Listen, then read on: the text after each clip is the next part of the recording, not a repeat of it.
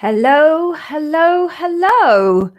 So happy Monday, everybody. I hope everyone is well. Okay, so I think YouTube may be hearing me. So Rahul, I think you're there. Could you just give me a little ping just to let me know you can actually hear me? That would be great.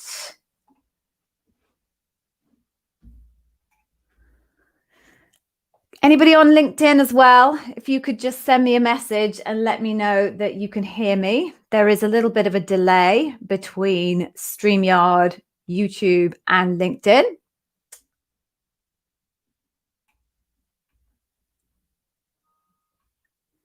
Yay, okay. YouTube seemed to be on board. LinkedIn, not so much. Let me just... Okay, no, that's the wrong thing. So, okay. Let me just message LinkedIn and see if they're getting this.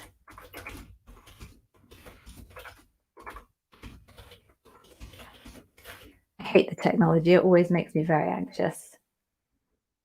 There you go. I've just flipped over to LinkedIn just to see if they're getting the stream.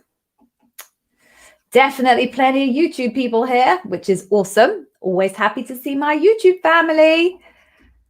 But LinkedIn is looking a little bit sad. Hang on. Oh, I can't move that there.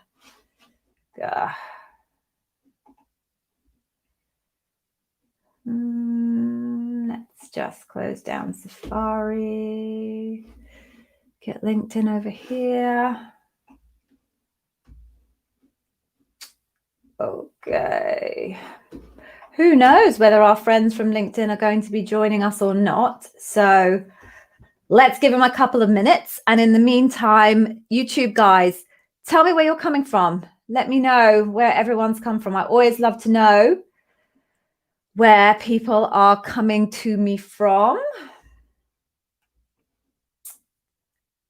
Shoot, where are you from, guys? Let me know. I've got Rahul's here. S.L.V. Romana, Aliekia, hello again, hello again. Let me know where you're from. So Jordan, awesome. Definitely my first person from Jordan. That is really exciting. Welcome, welcome. We've got Vignes from Shrewsbury. Was that Shrewsbury? Did I just read Shrewsbury? Where did I go? Oh, Sydney. Definitely not Shrewsbury. Big difference between Sydney and Shrewsbury. Oh, great. Mohammed's just arrived from LinkedIn. That's awesome. So I know I'm now streaming across both channels. That's wicked. Okay, so we've got New Jersey, USA. Awesome. Arizona, USA. Very cool. Jasmine from Ireland. Sláinte. Jasmine. My husband's a dub. Philadelphia. Abu Dhabi. Oh, Mohammed from Abu Dhabi. That's awesome as well. Definitely my first person from Abu Dhabi. So that is exciting. Portland. Excellent. Well, I was listening to a brilliant podcast and they were describing Portland. It sounds like a very cool place. It's going to definitely be on my bucket list of places to visit in the US. And we've got someone from Pakistan. Welcome, welcome. Awesome. So we are traveling the world today, which is very exciting. So let me give you guys the intro. For those of you who've heard it before, I'm sorry. Go do something else for the next couple of minutes. For those of you that haven't, it's important stuff. So let me just talk you through how this is going to work. So I am Gigi. I am the Amazon interview whiz. I was a senior leader at Amazon, specifically in marketing and Prime Video for 5 years. And I was also, particularly for your purposes, an Amazon interview bar raiser. So I hired hundreds of Amazonians on tech and non-tech. And actually, I was lucky enough to hire candidates across the globe: UK, US, Japan, Canada, Mexico, France, Spain, Turkey. Brilliant. I got to interview and hire people all over the globe. So I know what it takes to get hired at Amazon. I am on a personal mission to make Amazon interview expertise accessible to everybody. I realized when I was bar raising that people who had had specific coaching on Amazon interview technique tended to do better. no surprises there, but also discovered in the course of that one-to-one interview coaching is incredibly expensive, and a whole bunch of people are not going to be able to get that type of coaching, and therefore might miss out on an opportunity at Amazon when really they deserved it. So I set up my Amazon Interview Wiz Academy, which is effectively me putting all of my Amazon interview expertise into a set of digital courses. And because they're digital, they can scale, and therefore I can sell them much more cost effectively than I would do if I was giving you that information myself. I run my YouTube channel, which has well over, probably pushing 3 hours now of completely free Amazon interview coaching. And I do these Q&A sessions twice a week between LinkedIn and YouTube. And I'm now actually also on Clubhouse doing something very, very similar.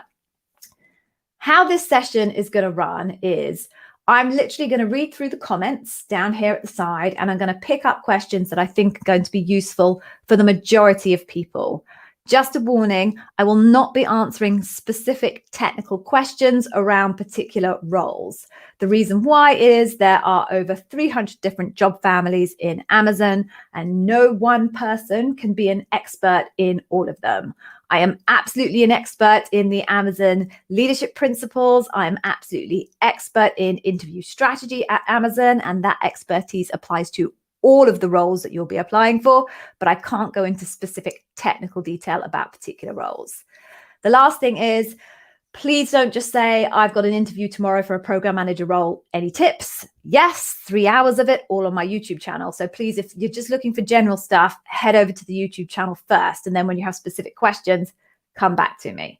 For those of you on YouTube, I do have super chat and super stickers enabled. If you want to make sure that I see your question, please use those.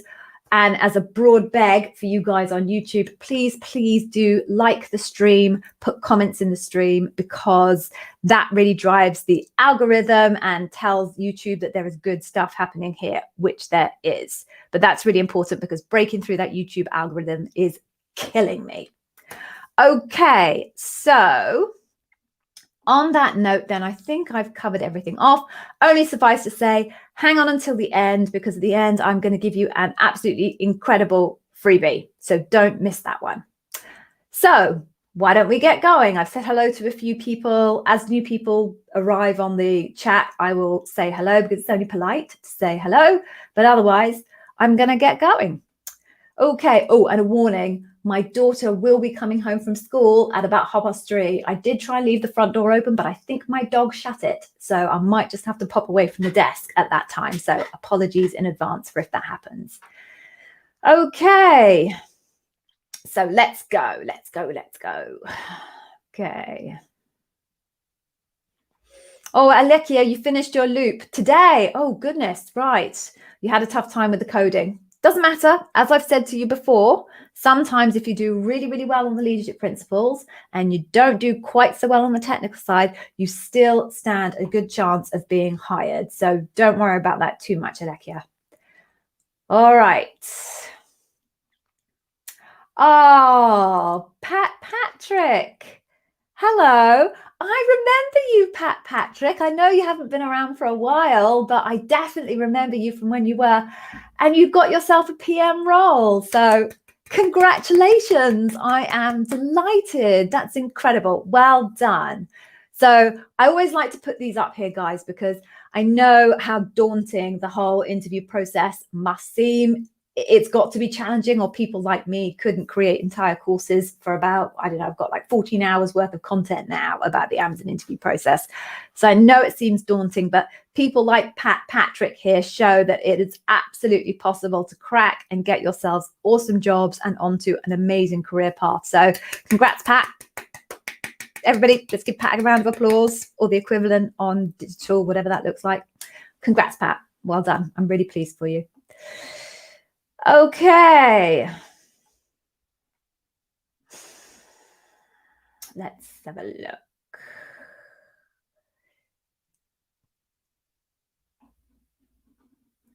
Okay, so I'm going to quickly pop this one up here so that I can cover this off now for if anybody was going to ask me this question a little bit later.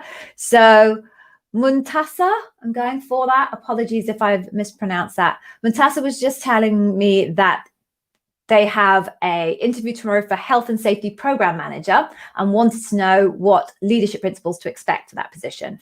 So the leadership principles for a particular role are unique to that role. Even within a particular job family, depending on the nature of the team, the very specific nature of the role, the nature of the business unit, the requirements of the hiring manager, the key leadership principles can be very different. So I do not tell people what I believe will be the key leadership principles for their roles.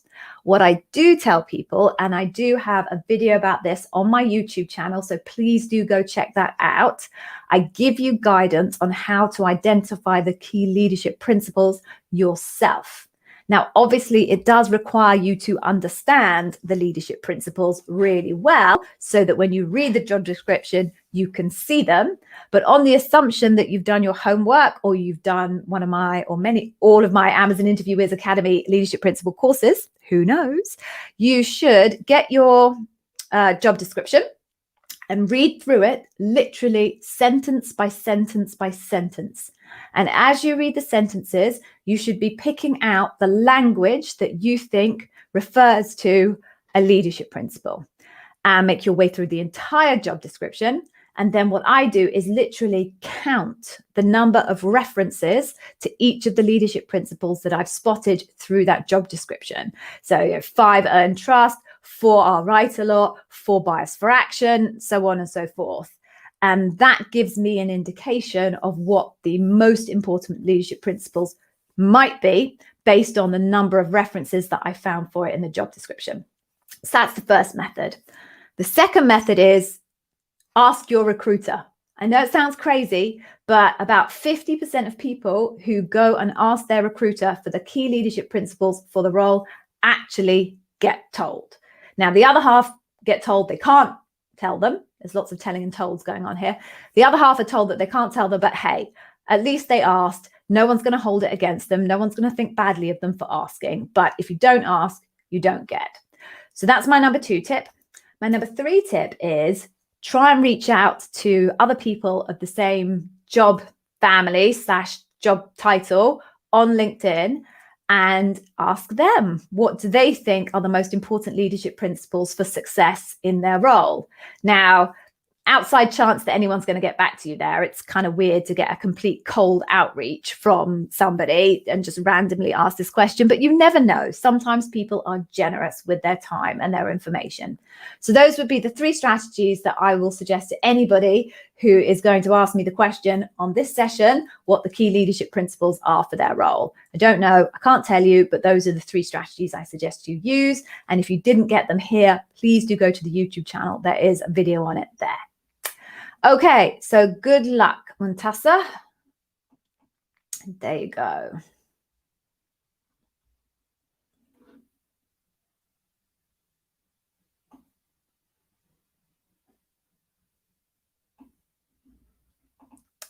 Okay, Sam. I think this is a question of language more than anything, but I'll address it for you. So yes, your bar raiser said there'd be a debrief after 1 day. So they had their debrief pretty quickly. You heard back that the hiring manager didn't find strengths where they needed them. You thought the debrief helps to get insights from other interviewers. Yes, I think they just had their debrief pretty quickly. If it was a loop, which obviously it was, if you had a bar raiser and a hiring manager, the process will never be that the hiring manager emails everybody and says, actually, let's not bother having a debrief. This candidate isn't strong enough. They will have had a debrief, but they just had it really quickly. Just because your bar raiser has told you that the debrief will happen after 3 days doesn't necessarily mean that they exactly knew what time it was in the diary. So yes, they will have had a debrief. Even if it was a very brief debrief, one will have happened. It just so happens that it happened pretty quickly. I've had a few like that where you ended up with a 24-hour turnaround because somebody realized they couldn't make it to the debrief that was in the diary, and could you all pull it forward? So that's a very real possibility, but no bar raiser would allow a hiring manager just to cancel a debrief. That would never happen. Okay, I hope that helps. Okay.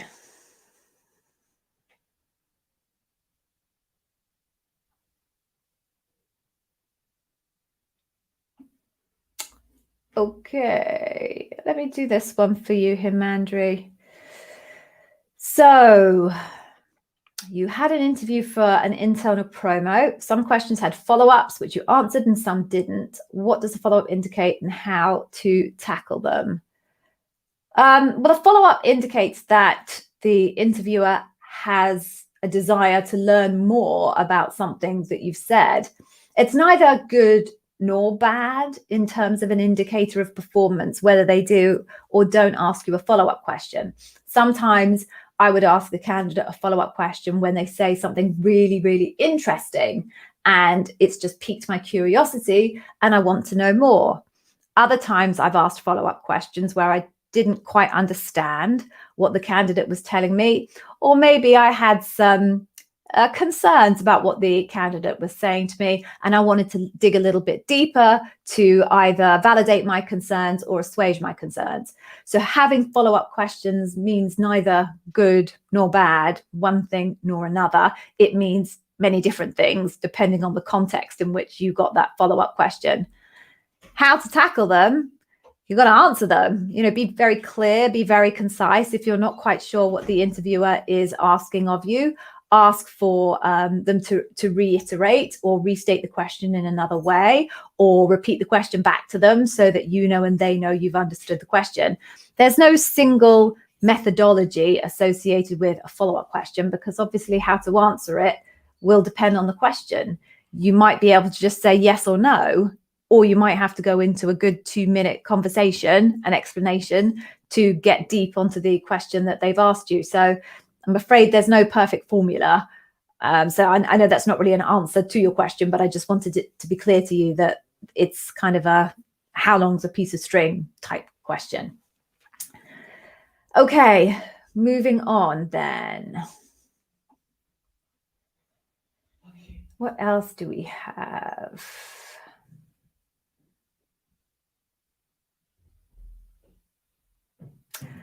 Okay, so Aditya, I am just reading your 2 bits here. So hang on a second. Okay, let me just surface them so everyone can see them. So you're an ardent fan. Thank you very much. You are more than welcome. So you're not sure if this question was asked earlier. Does one need to answer differently in each interview to questions like, right, yeah. Yep.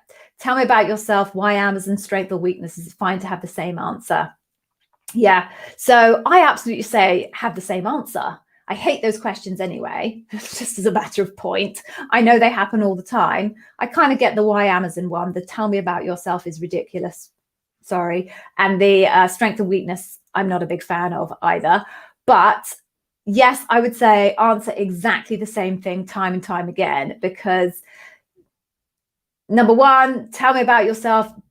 Different people want different things from it, and there's absolutely no way of you anticipating what they want from it. And according to a recent poll that I ran on LinkedIn, about 58% of people don't think it's a good question that gives them useful data as an output. Those people that did like it as a question tended to like it because it gave them a sense of the candidate's personality and whether they'd be a good fit, what their priorities were. It was all over the place. So generally, I don't think interviewers really know what they want from the tell me about yourself question. And it's just something that they do. Doesn't make it a good question. So you decide what you want to tell an interviewer who asks you to tell me about yourself question, and do the same thing over and over and again, because it's such an ambiguous question. You'll never know what they want. So you might as well just pick the thing that you want to land with the tell me about yourself question and land it repeatedly. And then you minimize the cognitive load and the effort that you have to put into a question, which I assume in the most case doesn't really contribute to the decision making. Certainly at Amazon, it doesn't really contribute to the decision making. Why Amazon? Well, of course, that's not really about why Amazon. It's about why that role in Amazon. I have a video specifically dedicated to this on my YouTube channel, which if you're an ardent fan, hopefully you've seen. So keep that the same, because it should be the same reason every time anybody asks you why you want to work in that job. Strength and weaknesses, again, it's another one that's like, I've really struggled to understand why and how people use it to make a decision about hiring you. Clearly, Amazon's all about leadership principles, so stick with the leadership principles. And again, I do have a recent video that I put up, I think 2 weeks ago, about how I suggest you nail the strengths/weaknesses question. So head on over to that if you haven't already. But yes, all of them, I would say, just use the same answer over and over. It minimizes your cognitive load and it allows you to quickly move into the actual proper parts of the interview, which should be about understanding your background and your skill set, and of course, the behavioral questions/leadership principles. Okay, I hope that was helpful, Aditya. Okay.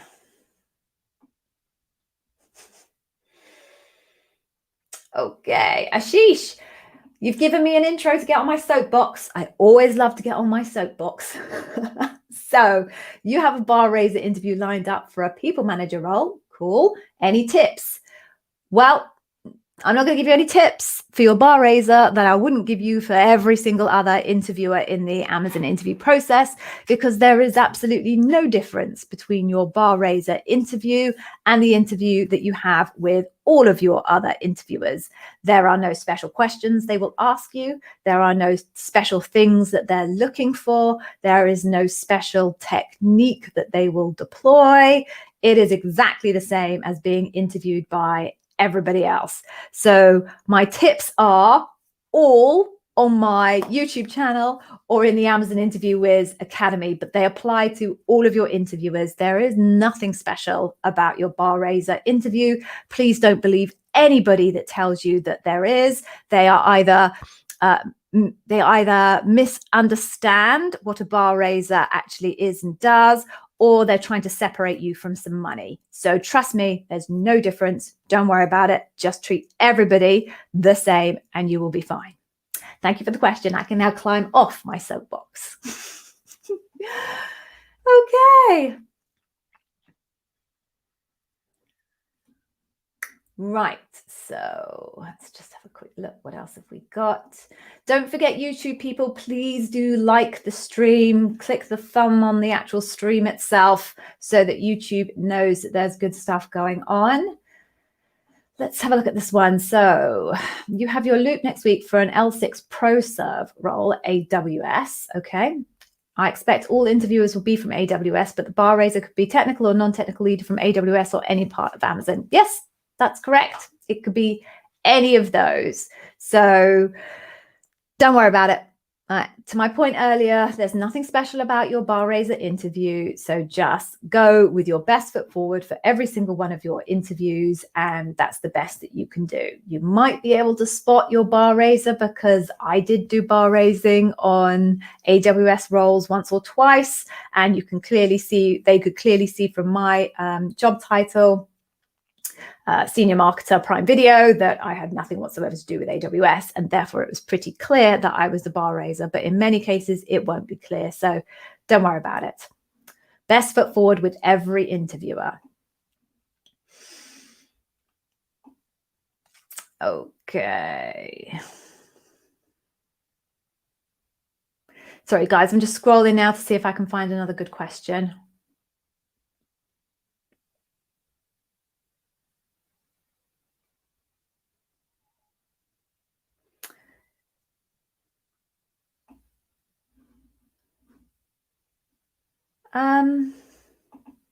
Okay, I'm going to try and answer this one, Muntasa, but it's going to be a relatively vague answer. I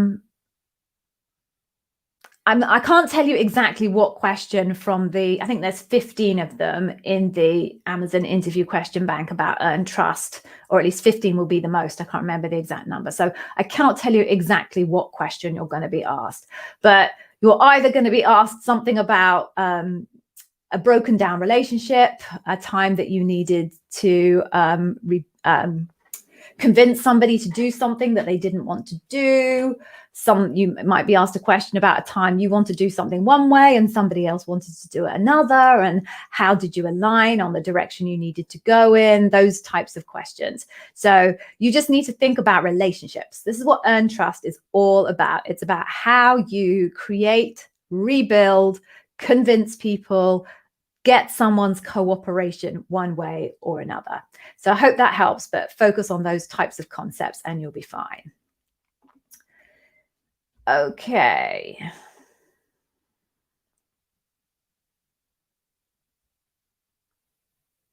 Okay, yeah, BRP, I'm going to answer this one. So you didn't make it to loop. Does the outcome reduce the chances of getting to loop in future?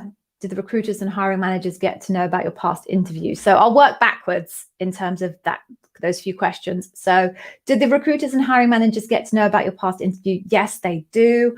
All of the notes associated with any of your interviews at Amazon are held on a central system called Hire, H-I-R-E, not that really matters to you. And whenever you make an application and the recruiter pulls your application from the system, your profile and all of the content associated with you will appear to that recruiter.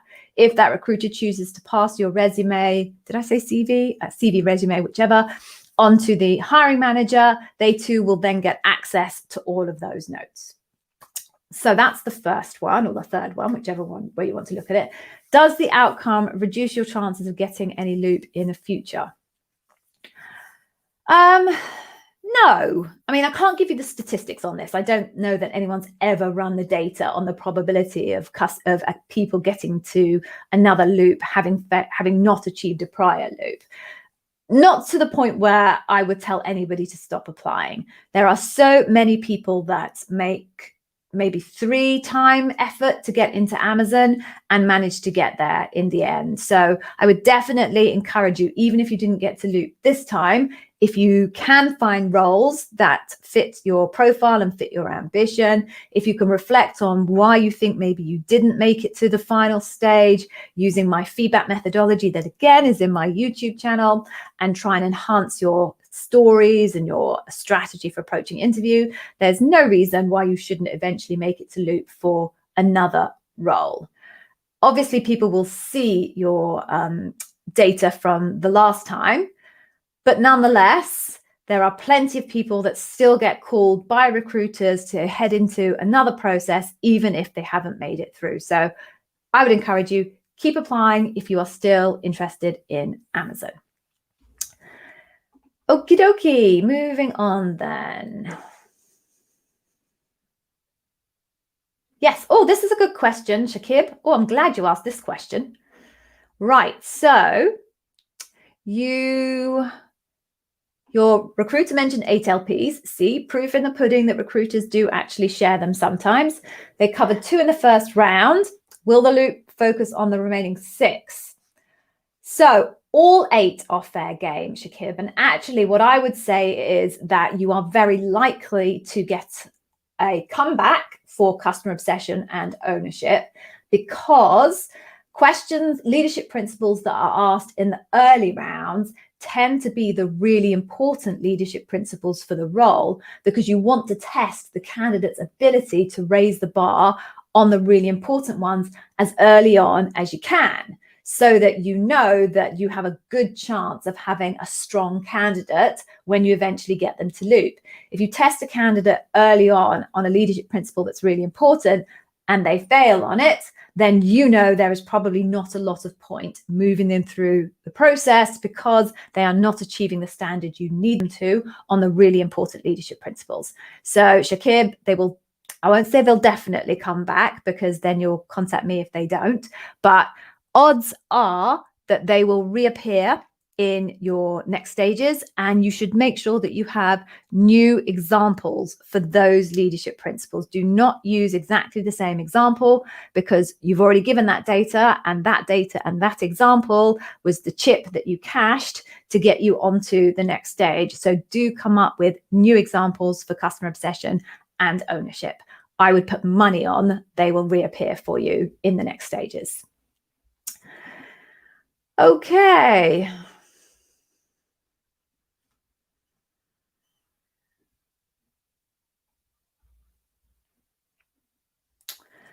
What else? So, hey, BRP. So can you still apply for other roles as your experience and examples will almost remain the same? All you can do is make your examples more convincing. Yeah, you can and you should. Make sure you apply for roles that are consistently in line with the other roles that you've applied for before.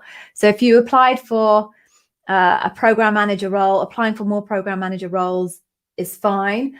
Don't forget, as I said earlier, the most important leadership principles for roles really do vary quite a lot. So if you think about something like a program manager role, it's such a broad concept that you can easily wrap your head around why a program manager role for Amazon Care might have very different leadership principle requirements for a program manager role for learning and development in AWS.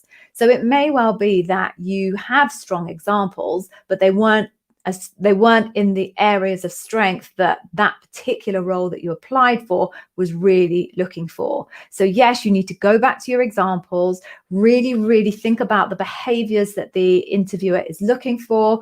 I will give you access to my free Customer Obsession Masterclass at the end to help you wrap your head around what I mean by the behaviors that they're looking for, and really try and tighten up your examples. But yes, so many people get jobs after multiple applications at Amazon, and even multiple applications within a very kind of constrained time period. So it happens that people fail, but they use the same examples. They come back for a slightly different role. They tighten up their way of describing their examples. They really focus on the facets and the behaviors, and hey presto, they manage to get jobs. So keep trying, go for it, don't give up. Okay, what else do we have?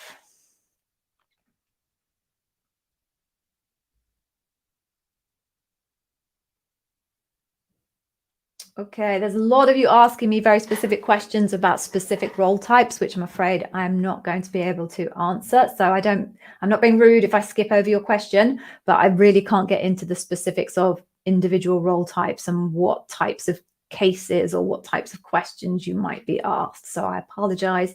I am going to have to skip over those.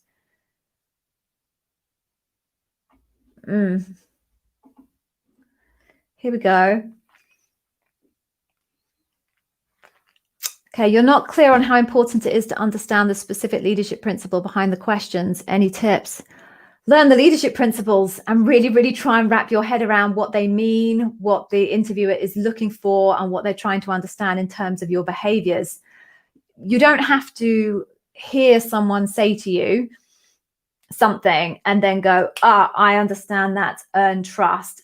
Let me think about what I need to say for earn trust, because you should have prepared well in advance different examples that could potentially be used for earn trust. If you understand the different facets of the leadership principles, you'll have a good range of examples. So when the question comes, you'll be able to fit the question to, oh yes, I have an example that fits that question. You won't have to worry about the leadership principle, because what you're doing is bridging the question to your pre-prepared scenario. But in order to be pre-prepared well enough, you need to understand the leadership principles. So if you're not wrapping your head around what each of the leadership principles mean, go back, do some more research, study some more, because it's only by really understanding what the leadership principles are looking for and what they're all about that you will create a good catalog of examples to take into your interview. And then when you are asked a question, you'll be able to link that question back to an example that it matches in your catalog. But the foundation has got to be understanding the leadership principles. There's simply no way around that. Okay. Let's have a look. Hashem, I will answer this for you relatively quickly.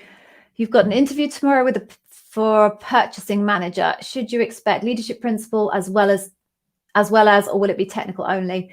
Different teams do it differently, Hashem. Some teams just do technical in round one and do no behavioral stuff at all. Some teams just do behavioral stuff in round one and do no technical at all. Some teams mix it up and do both. So I can't tell you that there's a single rule of thumb. You should speak to your recruiter and ask their guidance on whether you should expect technical, behavioral, or a mix of both. That goes for everybody.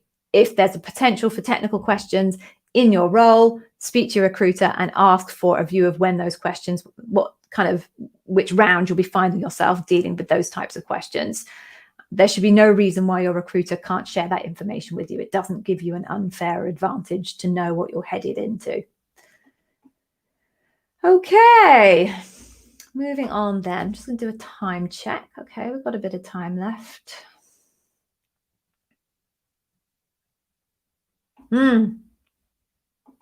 Yeah, good question, Muntessa. So you have a loop for 2 different roles. Very good, in AWS and fulfillment. And the recruiter know that is the decision in one of them affect the other. So your recruiters, because they can all see hire, and hire is open to everything that's in hire is made clear to whoever's looking at it and has ownership of your case, they should know each other exist. So in the ideal world, your loops will be coordinated between the 2 recruiters to happen in and around the same time, so that you don't end up massively ahead of the curve with one, if not the other. That assumes that they're good at collaborating. That doesn't always happen. And sometimes you will head into a loop for a role well ahead of a loop for another role, in which case the ball is in your court. If you're offered the role in the first one, you can entirely say, actually, I'm waiting to go to loop for this other role, and I'd like to hold back making a decision until I've made it through loop on that role. Ideally, they'll be talking to each other, but there are no guarantees. You should, however, I would suggest, raise it with both of those groups, Group A and Group B, and just make sure that they realize you're in process with somebody else at the same time within Amazon. They should know, but can't guarantee these things. So for the sake of courtesy and transparency, I'd suggest you just mention it to both of them that you're in process with the other. Good luck. 2 is very exciting. Okay.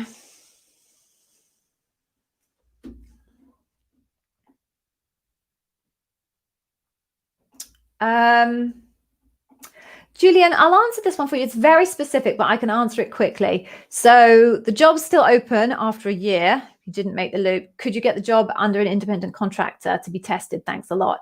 They would make that decision themselves, Julian. If they were willing to hire someone as a contractor, test them out, and then convert them to a blue badge, they'd proactively make that decision. That's not something that you would ever imagine a candidate would offer up to them. They know it's possible. So if they wanted to do it and they were desperate enough, they would have done it already. I hope that helps.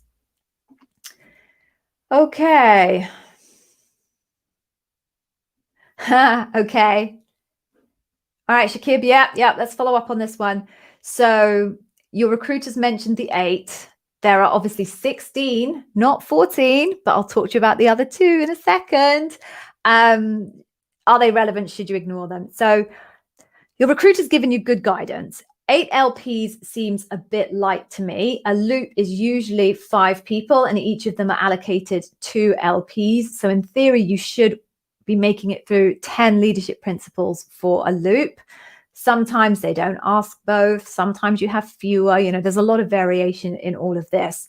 I would say it's a bit risky to just plan for the 8, because you just never know what's going to happen. So what I would be saying to you is, for the examples that you've already come up with for the 8, work out how to respin those so that they... Oh, sorry. Do you know what? Someone's just messaging me. Hang on. Let me just tell him. I'm really sorry here, guys. Give me 2 seconds.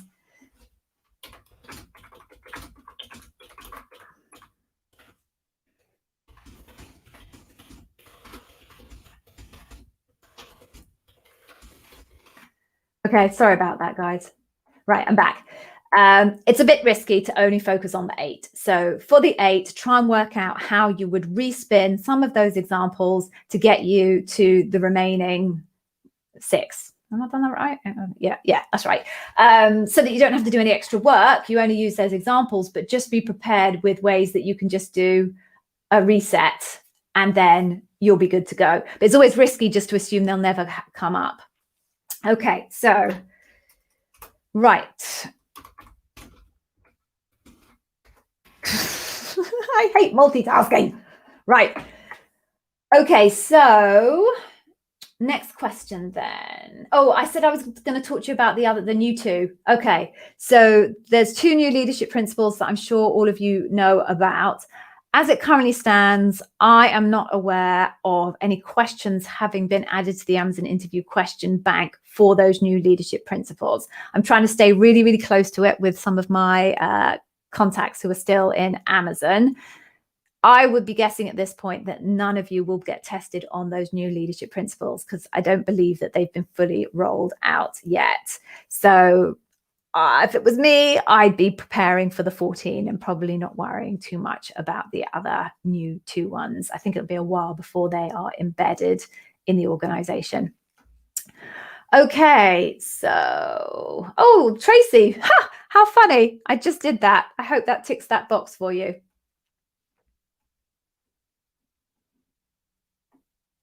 Right, moving on then.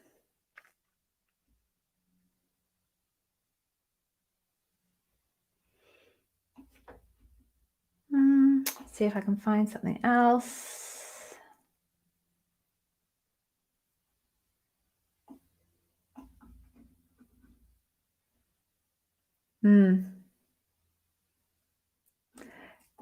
Yeah, okay. Sid, I'll cover this one. So your recruiter says that the panel said, I mean, I'm assuming that this is from panel rather than earlier rounds. Tell me if I'm wrong on that assumption, but I'm assuming you went through panel and you've got feedback that you are a not inclined recycle, which means they thought you were kind of a good candidate overall, but you didn't have the strengths in the area that they particularly needed you to have strength in for that particular role. So you've said you applied for a number of other roles and you still have status as under consideration. That's fine. Don't read anything into that, right? Someone said that the panel thought you were good, thought you'd probably make a good Amazonian, but you weren't right for them. So it's absolutely the right thing to do to apply for other roles, and the recruiter will make it through your application as they work through all of the submissions under their particular job. They will look at your file and they will see the feedback from your previous panel, and hopefully that will give them good fluffy feelings about you as a potential prospect for their particular role. But there's nothing you can do now other than just wait and see what happens in terms of your application and whether they choose to move it forward or not. Okay. Good, Sid. I did get that right. What else have we got then?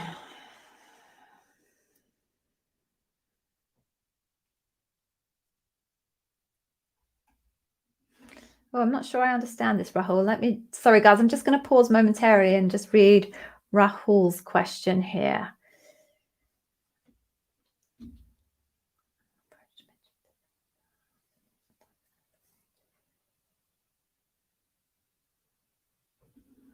Okay. Yeah. So Rahul, sorry, there's quite a few questions here from sections for this question for Rahul, but basically you're saying to me that you want more time between kind of different processes, and how much is the right amount of time to ask to wait.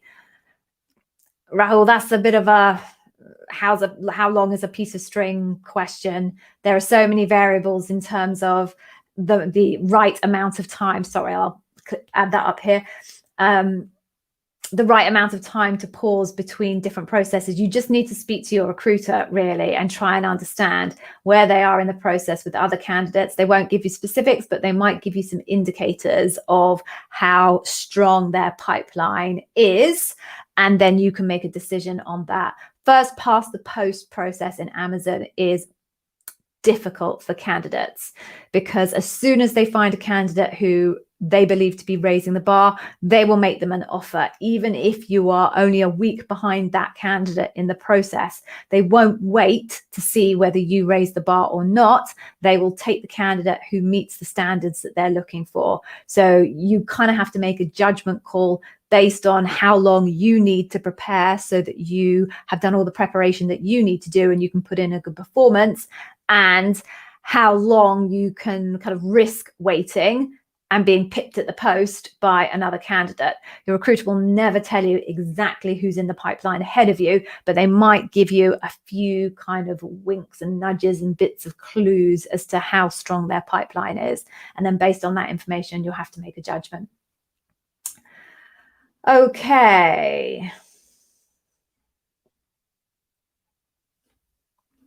I just quickly answer this. And now I don't offer a example review service at Amazon InterviewWiz, ostensibly because it's incredibly time consuming. I'm completely dedicated to my mission to make Amazon interview expertise available to all. And that type of work is very, very time consuming. So I focus my energies on trying to promote my affordable content and these types of free services for people. So sorry, not something that I do.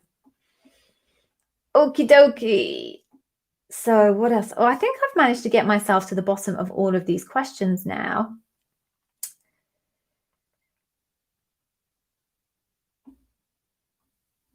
Okay. I'm not sure I understand this question. So how should you look at this? You demonstrated some of the LPs, but was not a good fit to move to Loop for the first 3 roles. So I'm assuming you've applied for 3 roles already and found yourself dropping out higher up the funnel than Loop. So I think it's relatively clear from what you're saying here. It looks like you've managed to show strength in some of the leadership principles, but not enough to convince them to move you on to the next stage. So either you are potentially applying for the wrong roles as far as Amazon's concerned, and you aren't doing a good fit between where you are strong in the leadership principles and the key leadership principles for those roles, or the sad fact might be that you just don't have the type of strength in examples that you're going to need to move all the way through the process as far as Amazon is concerned. And if that's the case, and if you've applied 3 times already, I'd be thinking it's more likely to be along those lines. What you should probably start thinking of doing is how you can get projects within your current company that will help you build your skills and your strengths in those leadership principles so that you can come back to Amazon maybe in a year's time with new, bigger, more complex scoped examples and give it another go. I do generally advise people, if you haven't made it through more than 3 times, does that make sense? I don't like to say if you fail, but if you haven't made through the process 3 times over in a constrained period of time, it's probably time to stop, go get yourself more experience, bigger projects, and then come back again in a year's time. Okay. Oh, I see. It was up there above it. I'm sorry, I missed that. It's tricky when people get broken in half. Okay. Okay. All right. So you've got a 4th attempt. That's great. Bring your A game, and then fingers crossed you'll make it through on the 4th try. I did say that people very, very regularly do make it through after multiple attempts. Sometimes it just takes a little bit of time to... Ugh, it's my daughter again. Hang on a second, honey. Hang on. I'm just going to mute. At least I'm going to try mute. No, I can't mute. Honey, I'm on a live. Okay, baby? Bye. Okay, sweetie. See you in a minute. Love you. Bye. Okay. Ooh, sorry, guys. I hate it when that happens. She keeps phoning me. Okay. Hisham. I am going to cover this question. Does Amazon ask questions regarding expected salary? Because it's a very hard question to you. Yes, they absolutely will. Or if they haven't, you should get it on the table. So at some point, you're going to have to discuss money. You know, hopefully you'll get the role, you get offered the role, and you're going to have to discuss money. So you have to have a point of view in terms of what you're looking for your compensation. So best tip I can give you is for that you go to levels.fyi or levels.fyi or salary.com, that's it, and put in your location and your job title, and it will show you the range of salary available in the market for your type of role. You need to then take a view of What's your bottom line? What would you accept to do the role for Amazon? Whether it's your total compensation, or maybe you would be thinking about being willing to negotiate on certain elements for maybe more paid vacation, whatever it is, but have a view of what your bottom line is. And then pretty much, I would say, as early as you can in the interview process, perhaps once you're headed into even round one, you lay it on the table with the recruiter and ask them, what is the salary range for this role? At which point they might say, I can't tell you that, but what is your expectations? Then at that point, you can tell them the range that you identified from your research. Don't tell them your bottom number. That's for you and for you only. But the range that you're looking for, and ask them, does your company offer and can you meet the boundaries of this range? Because if you go all the way through the interview process, get an offer at the end, only to discover that the salary range is not where you need it to be, that's a complete waste of your time, and it's a complete waste of Amazon's time. Literally, this has happened to me quite recently, not to me personally, but to a candidate that I've been talking to. The expectation that the candidate had versus what Amazon had was way off. And in the end, all of the effort was for nothing, and they all had to walk away from each other. So don't do that. Be brave. It's just business. It's not personal. Do your research and put it on the table as soon as you possibly can. Okay, I hope that was helpful. So we've got 8 minutes left. Oh, Mutez is here. Hello, Mutez. How you doing? Nice to see you. Right.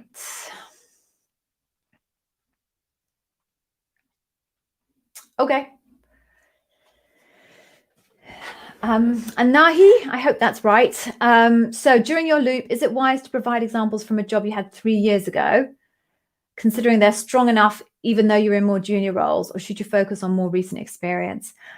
Okay, so it's a little tricky to answer because I don't know your entire career background and whether you've got like 10 years of career experience behind you or 5 years of career experience behind you. So I would try and give you broad advice. So my advice to people is try not to go back more than 4 years, because they are trying to make an assessment as to what type of professional will you be if you land in their business tomorrow.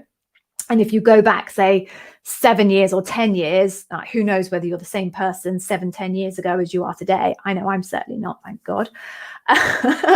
So don't go back much further than 4 years. If you are going back to roles that are more junior, I think you've spotted the key to it here already. Pull the biggest, most impressive examples you possibly can from those roles, because even if they're more junior, sometimes we do such outstanding things in our more junior roles that they're really, perfectly valid for a role that you're working in now. I remember when I interviewed at Amazon, I actually did pull an example up from 10 years prior to my interview, because it was one of the most impressive things I think I ever did in my career, where I was actually working directly. I was a junior marketer, and I was actually working directly with the CEO of British Telecom, which is a huge global organization, on a project. So even though it was a junior role, the people that I was interacting with, the complexity of the project I was working on, the potential impact of the project that I was working on was really big. So even 10 years later, I was able to pull that out as being something that was demonstrative of the type of professional that I am, even in a really junior position. So you've got it, right? If they're great examples, even though they're more junior roles, definitely pull them out. If you're proud of them, pull them out. Okay, so it's just time check. We've got 5 minutes left.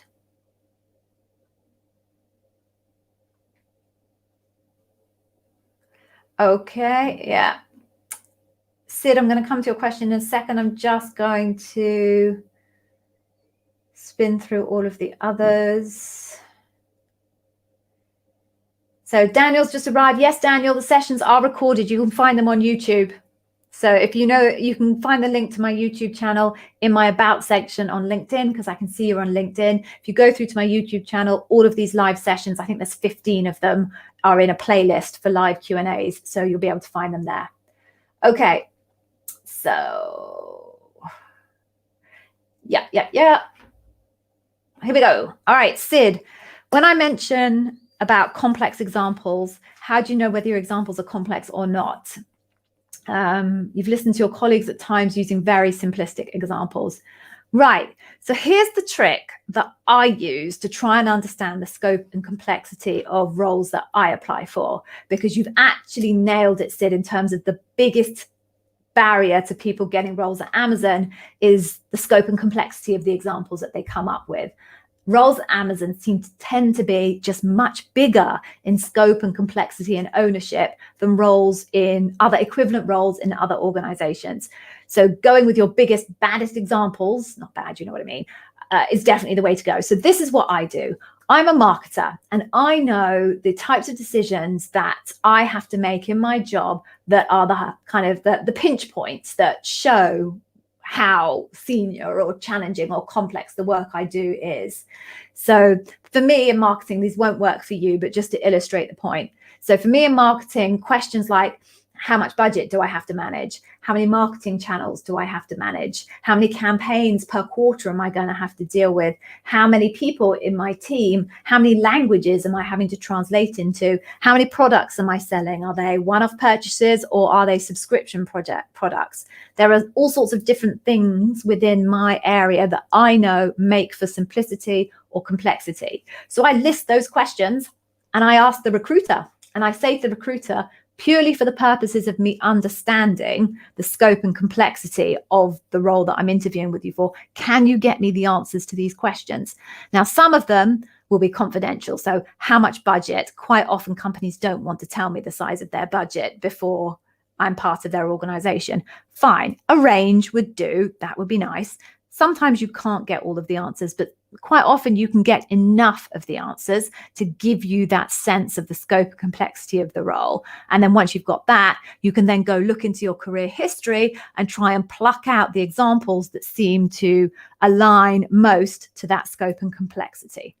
I hope that helps. Okay. Let's have a look. We've got a few more questions here. Got 3 minutes left. Right, so Mutez, here we go. I will answer this one. So will the notes from the first interview be involved in the final decision? Sometimes yes, and sometimes no. There's always a never black and white answer with these things, is there?